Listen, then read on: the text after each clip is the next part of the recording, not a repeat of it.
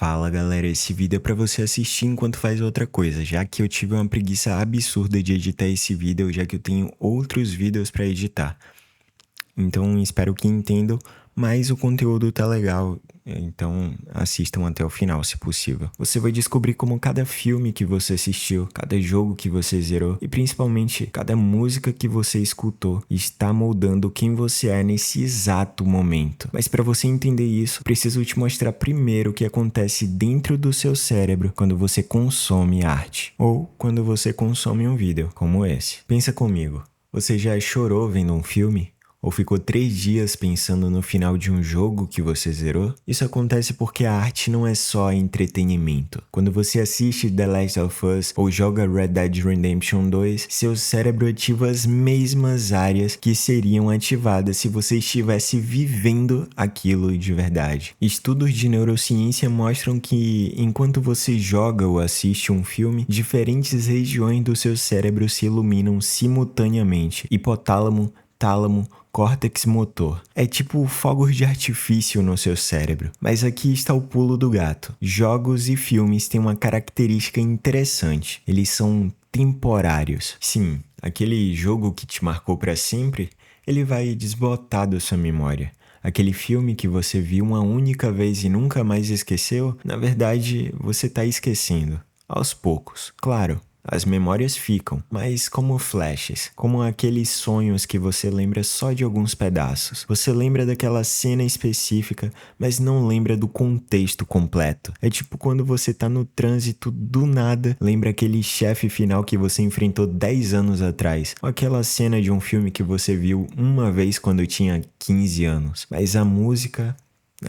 a música é outro nível. A música não fica na sua memória, ela fica no seu subconsciente. Deixa eu te explicar a diferença. Quando você assiste um filme ou joga, você precisa de atenção. Você senta, você foca, você vive aquilo por algumas horas e acabou. Mas a música você consome passivamente. Você tá lavando louça e tá tocando. Tá no mercado e tá no elevador, na academia, no trabalho, sempre tem música. E o seu cérebro, ele tá absorvendo tudo. Pesquisas mostram que a música estimula 4 neurotransmissores principais: dopamina, endorfina, ocitocina e serotonina. Basicamente, o quarteto da felicidade química do seu cérebro.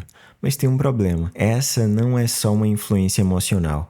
É uma reprogramação neurológica. Vou te dar um exemplo prático que você vai se identificar. Você já percebeu como existem músicas que você detesta, mas você sabe a letra inteira? Tipo, você odeia aquela música chiclete do comercial, mas você conseguiria cantar ela completa no chuveiro? Isso é repetição subconsciente. Você foi exposto àquilo tantas vezes que seu cérebro gravou, mesmo você não querendo. E aqui entra o lado sombrio que ninguém fala. A música não é só sobre gostar ou não gostar, é sobre vibração, é sobre frequência, é sobre o que aquele som faz com o seu sistema nervoso quando você nem tá prestando atenção. Um médico que estudou isso décadas atrás descobriu algo assustador. Crianças expostas constantemente a músicas extremamente emotivas, sensuais e com ritmos acelerados tinham dificuldade na escola e problemas de coordenação motora. Por quê? Porque a música não estava só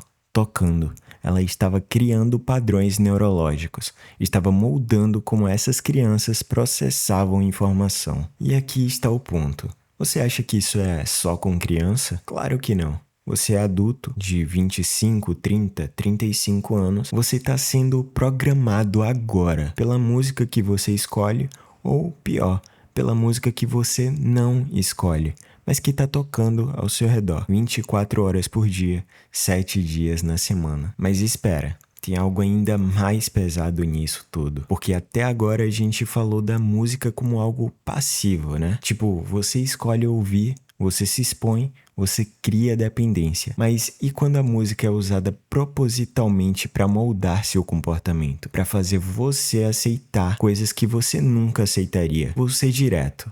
O mainstream musical não é inocente. A música popular de massa, aquela que toca em todo lugar, tem um poder assustador de normalizar comportamentos. Estudos de psicologia social mostram que a exposição repetida a conteúdos violentos e sexualizados na mídia leva a uma dessensibilização emocional. Você literalmente fica menos sensível ao que é errado. Sabe aquela música que glamoriza a pobreza, que romantiza o crime, que trata a mulher como objeto, que celebra drogas como se fosse lifestyle? Não é só entretenimento, é programação. Pesquisas demonstram que ouvir música com letras violentas aumenta pensamentos agressivos e sentimentos de hostilidade. Deixa eu te dar exemplos reais do que está acontecendo agora. Temos um gênero musical inteiro que normaliza a criminalidade, que usa eufemismos para falar de tráfico, que hipersexualiza,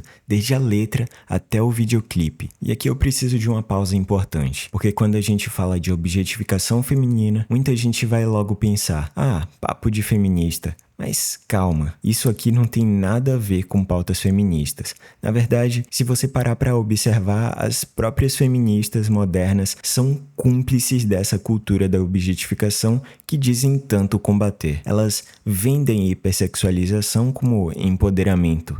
Chamam de liberdade, o que na verdade é exposição estratégica. Mas isso é papo para outro vídeo.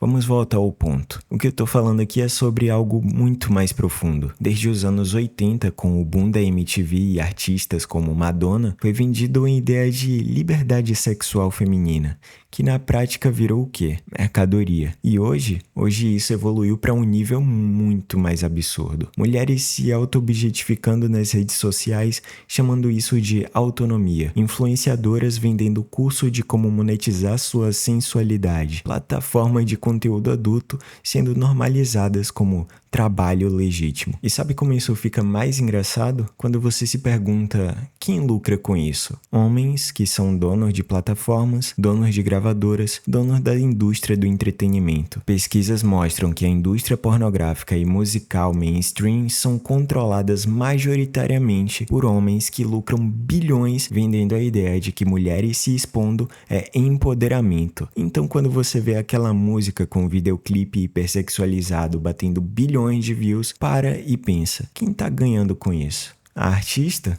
Talvez um pouco. Mas os donos do jogo, esses estão faturando milhões, enquanto vendem a ilusão de que isso é liberdade. E o ciclo se fecha. Quanto mais normalizado fica, mais as próximas gerações absorvem aquilo como padrão. Meninas de 13, 14 anos já internalizaram que o valor delas está na exposição do corpo. Em 2023, estudos mostraram que adolescentes passam em média 7 horas por dia em redes sociais. E o conteúdo mais consumido? Adivinha, influenciadoras vendendo estilo de vida baseado em aparência e sensualidade. Não é papo moralista, é papo de consequência real. A teoria da aprendizagem social de Albert Bandura mostra que aprendemos comportamentos observando e imitando. Quando você vê um artista famoso com milhões de seguidores glorificando violência, drogas, traição, objetificação, o seu cérebro automaticamente registra aquilo como modelo aceitável. Não é sobre funk ou trap. Isso atravessa todos os gêneros. O sertanejo que celebra traição como se fosse engraçado. O rock que romantiza o abuso de drogas. O pop internacional que trata relacionamentos abusivos como um amor intenso. O problema nunca foi o gênero. O problema é a mensagem repetida incansavelmente até você achar normal. E tem mais. Muitas vezes isso é estratégico. Existem facções criminosas que financiam artistas especificamente para criar uma cultura que os beneficia, para recrutar jovens, para fazer você ver o traficante como herói da comunidade em vez de criminoso. Então, quando você ouve aquela música pela milésima vez glorificando o crime, você não está só curtindo um som, você está sendo exposto a uma narrativa. E essa narrativa entra no seu subconsciente. E aí você começa a achar normal.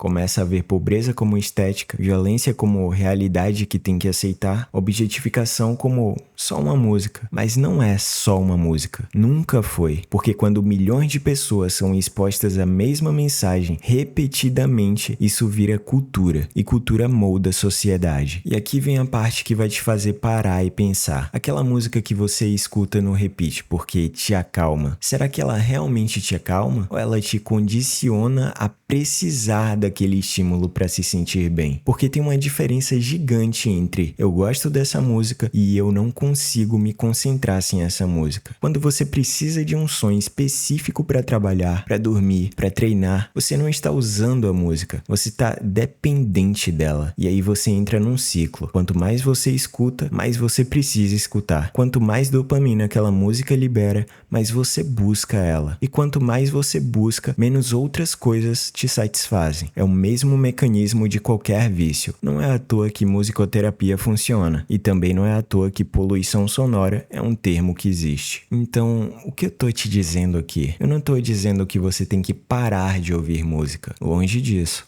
E eu também não tô dizendo que todo mainstream é ruim, ou que você não pode curtir aquele som que todo mundo tá ouvindo. O que eu tô dizendo é: você precisa ter consciência do que você tá consumindo e do que aquilo tá fazendo com você. Porque aquele filme que você assistiu, logo logo você esquece. Aquele jogo que você zerou vai virar uma memória distante. Mas aquela música que você ouve todo dia no caminho do trabalho, ele tá entrando no seu subconsciente, tá criando associações, tá formando hábitos e tá moldando seus valores. E às vezes, sem você nem perceber, tá te prendendo em um ciclo que você nem sabe que existe. Tá normalizando coisas que nunca deveriam ser normais. Então fica a reflexão. Que tipo de arte você tá deixando entrar na sua vida? Que tipo de vibração você tá internalizando? Que valores você tá absorvendo sem questionar? Que ciclos você tá criando sem perceber? Porque filmes e jogos vão e voltam, mas a música fica. Ela vira parte de quem você é. Ela molda o que você acha aceitável ou não. E talvez, só talvez, você deveria escolher com mais cuidado o que e quem você tá deixando programar o seu subconsciente. Enfim, até a próxima. E cuidado com sua playlist no Spotify.